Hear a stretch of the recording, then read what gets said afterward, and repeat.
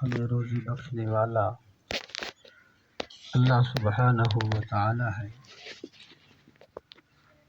اللہ تعالی نے ہمیں انگنت بے شمار نعمتوں سے نوازا ہے۔ اس کی مہربانیاں اتنیاں ہیں کہ ہم اندازہ نہیں کر سکتے۔ حق ہے کہ اللہ تعالیٰ کی رضا، اس ذات کی خوشنودی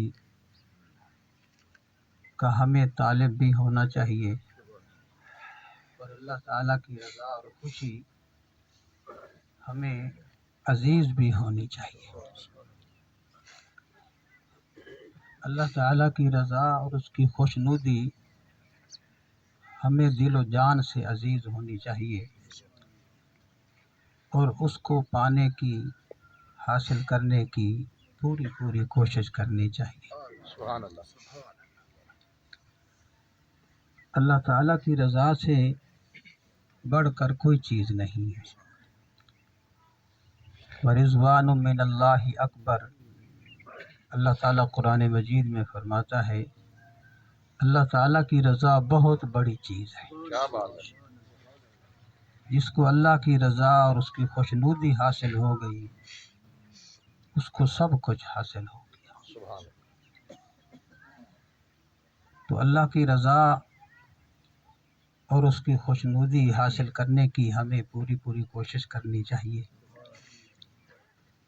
ایک جوان پچھلے دنوں مجھ سے اس نے ایک بات کی۔ اس نے کہا کہ قاری صاحب، جب میں دعا مانگتا ہوں تو مجھے بڑی شرم آتی ہے کہ میں کس منہ سے اپنے رب سے مانگ رہا ہوں۔ اللہ اکبر۔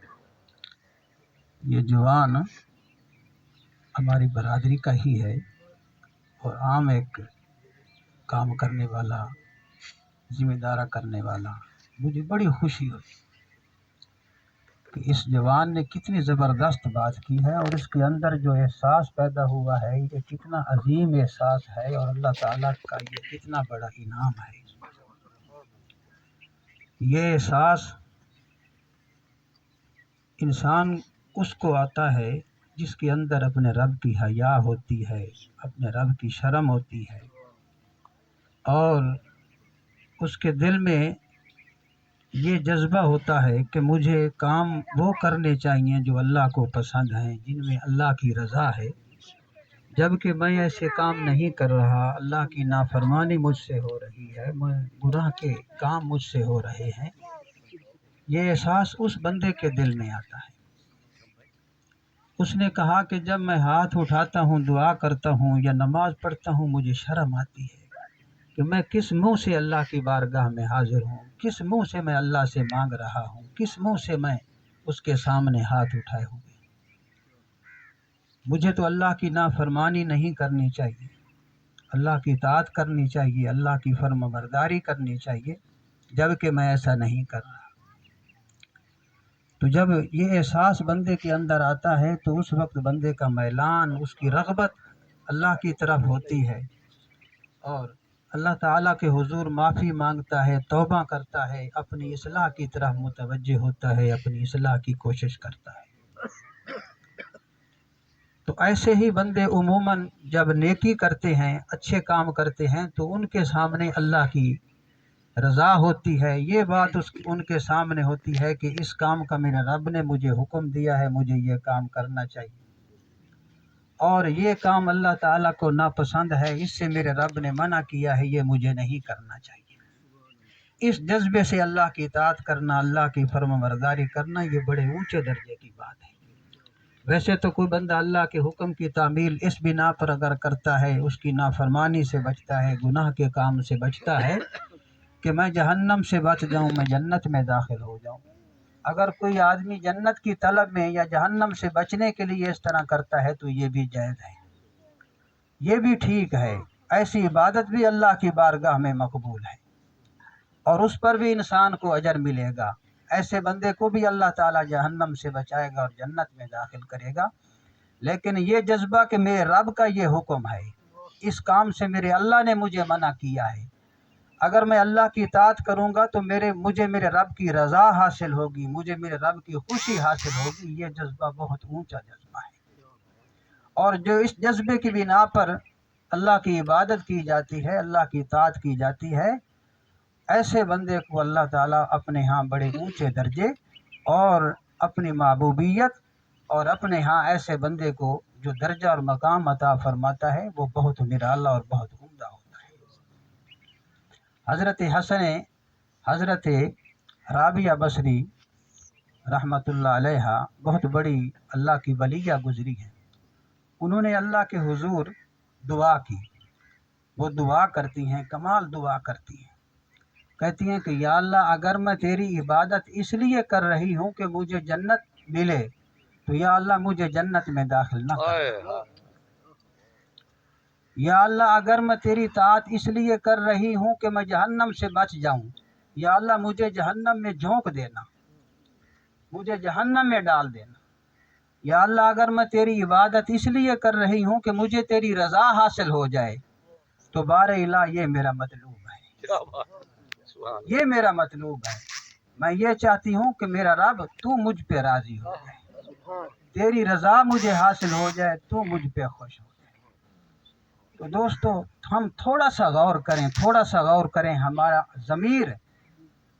ہمارے ضمیر کی یہ آواز ہوگی، ہمارا ضمیر ہمیں یہ کہے گا کہ اللہ کی رضا سے بڑھ کر تو کوئی چیز بھی نہیں ہے۔ بے شک۔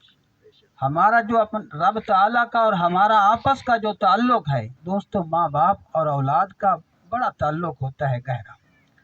اللہ تعالیٰ کا جو تعلق ہے اپنے بندے سے اور بندے کا جو تعلق ہے اپنے رب تعالیٰ کے، ماں باپ اور اولاد کے کروڑوں تعلقات اس کے مقابلے میں کچھ بھی نہیں۔ کیا بات ہے، واہ۔ ماں باپ تو ایک ذریعہ بنتے ہیں، اللہ نے تو ہمیں بنایا ہے، اللہ تعالیٰ نے تو ہمیں پیدا کیا ہے، تو اللہ تعالیٰ سے جو ہمارا تعلق ہے وہ بہت بڑا تعلق ہے، بہت گہرا تعلق ہے۔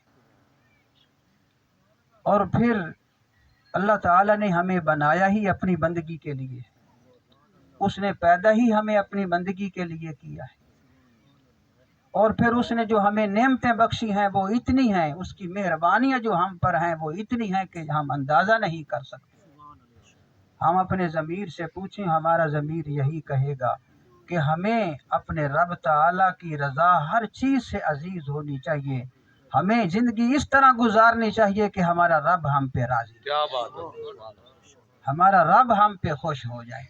تو دوستو جس پہ اس کا اللہ تعالیٰ راضی ہو گیا اور جس کو اللہ کی خوشنودی حاصل ہو گئی، اس کو کائنات کی سب سے بڑی دولت حاصل ہو گئی، کائنات کی سب سے، اس کے پاس کچھ بھی نہ ہو، کچھ بھی نہ ہو، صرف اس کو اللہ کی رضا حاصل ہو جائے، دوستو اس کے پاس وہ ہے، وہ کچھ ہے کہ دنیا کی ساری دولتیں کروڑ ہاتھ سے ضرب دے لیں آپ، ان کی اس کے مقابلے میں کوئی وقت اور کوئی حیثیت نہیں۔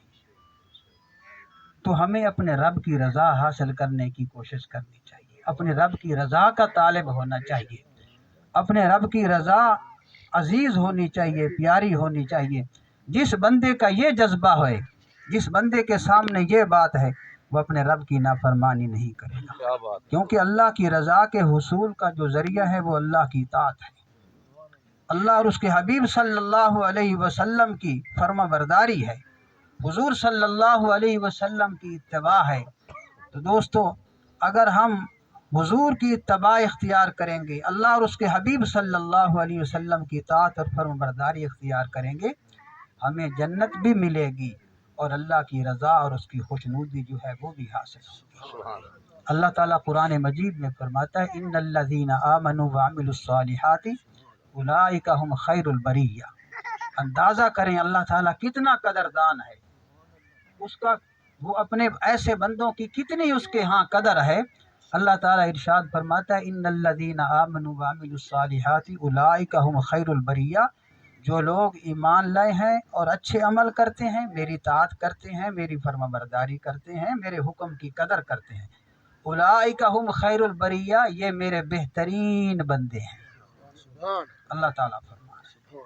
یہ میرا اور جس کو اللہ تعالیٰ فرما دے کہ یہ میرا بہترین، यार आज एक आम आदमी कोई MP MNA, चलो गवर्नर लगा दें, वजीर आजम लगा दें, ये लोग अगर किसी के मुतल्लिक या किसी का, चलो रूहानी शख्सियात की तरफ आप चले जाएं, कोई बुजुर्ग हो, कोई अल्लाह का वली हो, वो किसी बंदे के मुतल्लिक ये कह दे कि ये मेरा ख़ास बंदा है, ये मेरा बहुत प्यारा बंदा है, मैं इसको बहुत पसंद करता हूँ और ये बड़ा अच्छा इंसान है, इसको मैं बड़ा पसंद करता हूँ, ये पसंदीदा और बहुत अच्छा है, वो फूला समाएगा भी नहीं। और दूसरे तीसरे भी उसके करीब होंगे, वो कहेंगे कि यार आप तो बड़े ख़ास आदमी हैं, यार आपकी हमने एक दफ़ा मौलाना खादिम हुसैन रिजवी साहब रहमतुल्लाह अलैह प्रोग्राम था उनका हमारे करीब उधर, तो उसमें मैं भी शरीक था, तो वो मेरे साथी थे, क्लास फेलो थे, तो अगर मैं किसी प्रोग्राम में जाता उनके, तो उनकी नज़र पड़ जाती तो वो मुझे नीचे नहीं बैठने देते, वो मुझे अपने पास।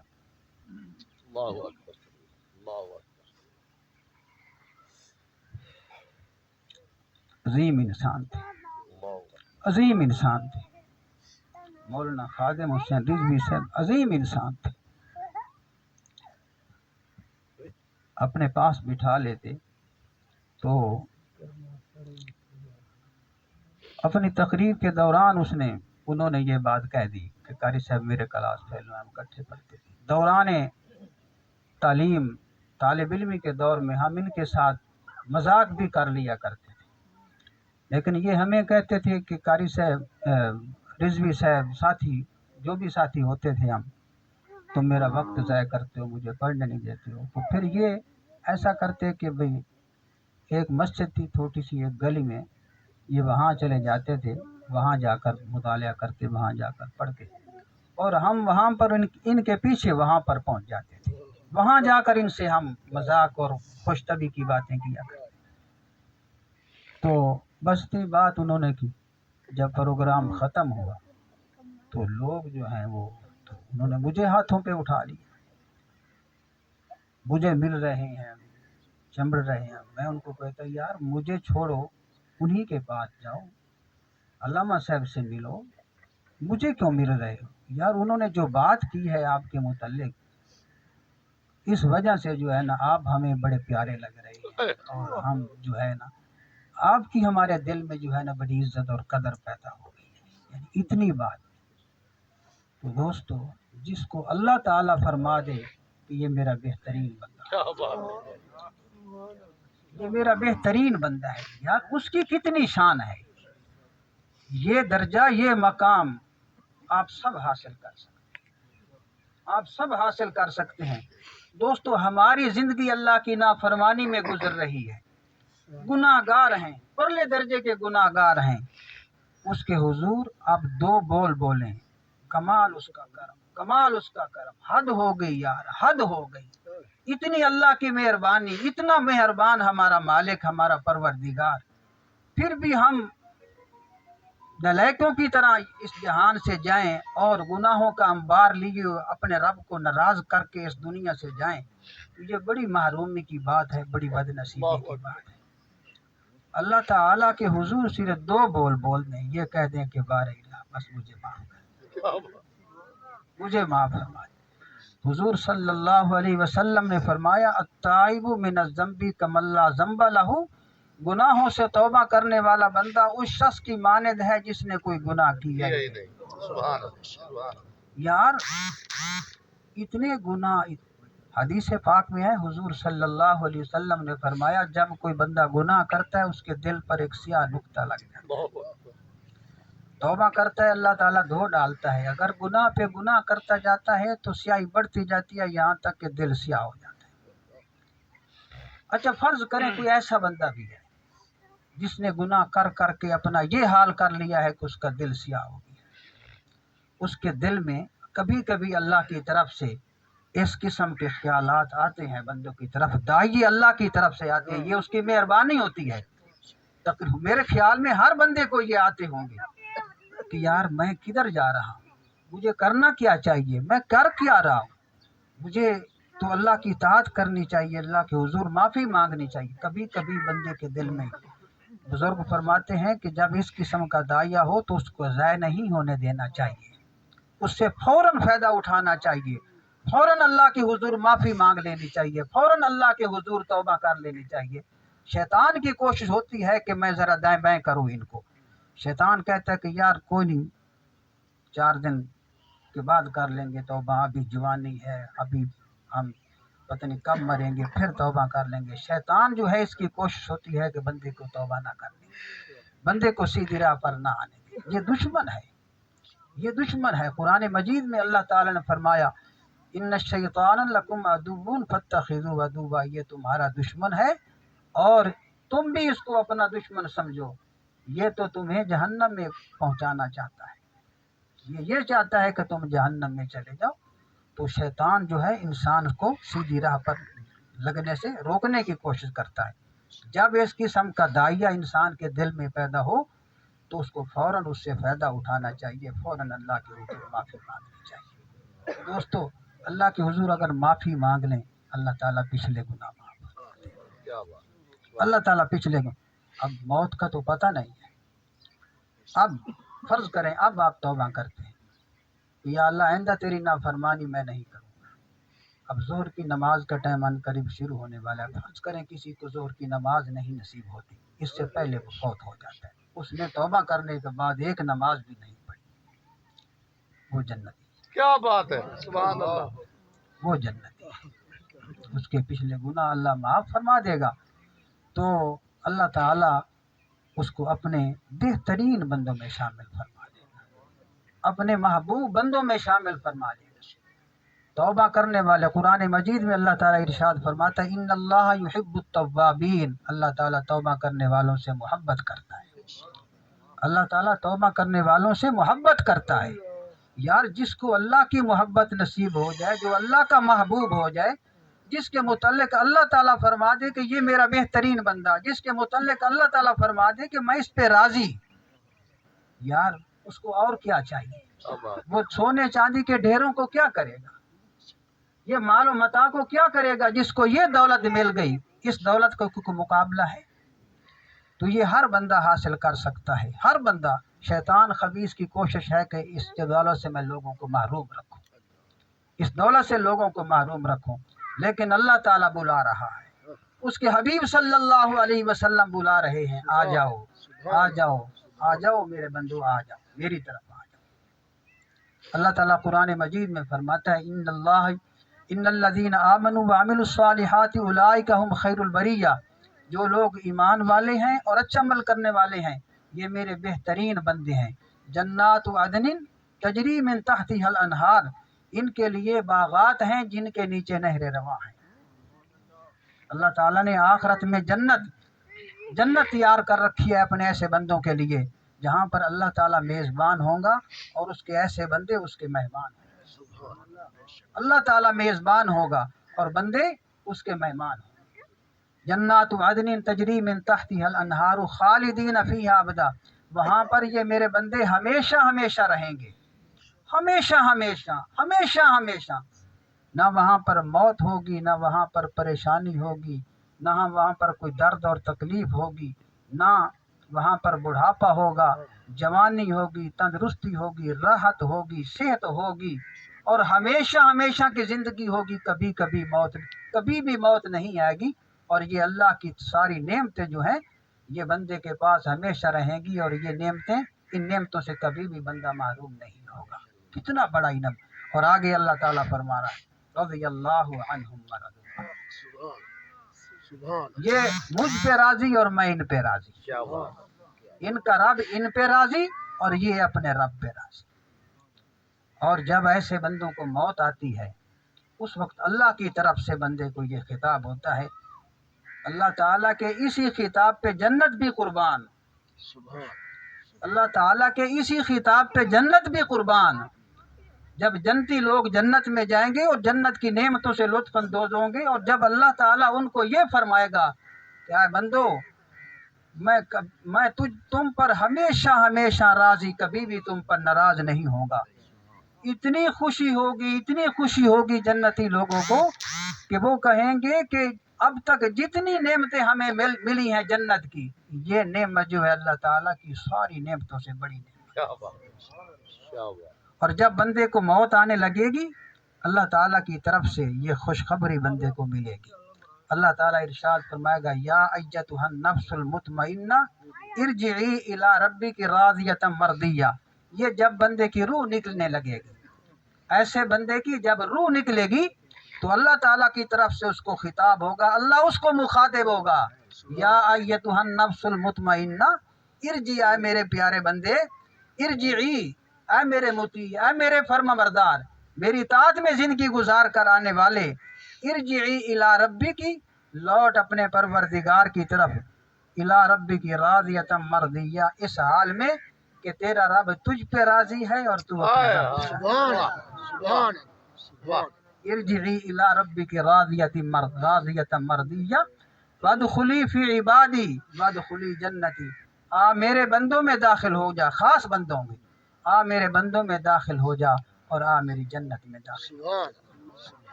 تو دوستو، اللہ تعالیٰ سے ہمارا سب سے بڑھ کر جو تعلق ہے اللہ تعالیٰ اور اس کے پیارے حبیب صلی اللہ علیہ وسلم سے، سمجھے؟